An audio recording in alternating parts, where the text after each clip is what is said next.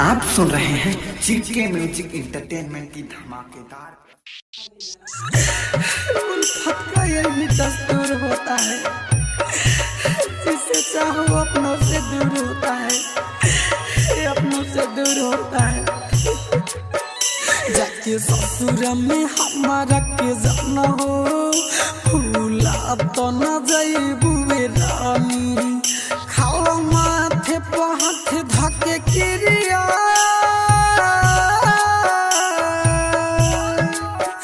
खाला माथे पर हाथ धके किरिया, ये बात तोहरा से कहतानी।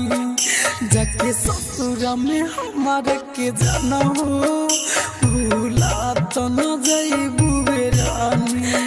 प्यार किया बदनाम हो गए, चर्चे हमारे सरेआम हो गए। साली में उस वक्त दिल तोड़ा जिस वक्त प्यार के गुलाम हो गए।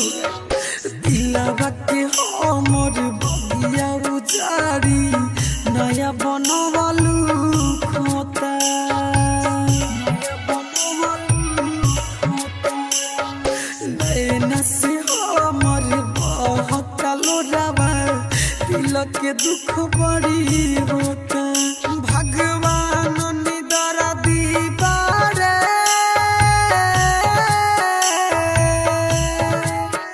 भगवान निदर दीवारे, बुझत नहीं खन परेशानी। जाके ससुर में हमारा के जाना हो, भूला तो न जाइबू रानी।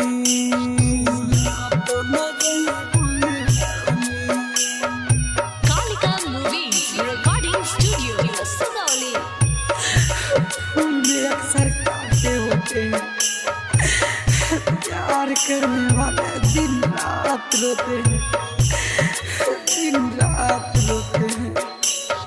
राइटर जाइन पापू नित सके, बन गयो दिल जानी, बन गयो दिल जानी।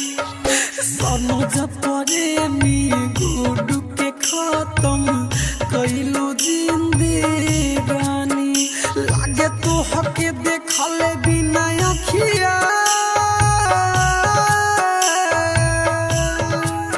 लागे तो हके देखले बिना अखिया।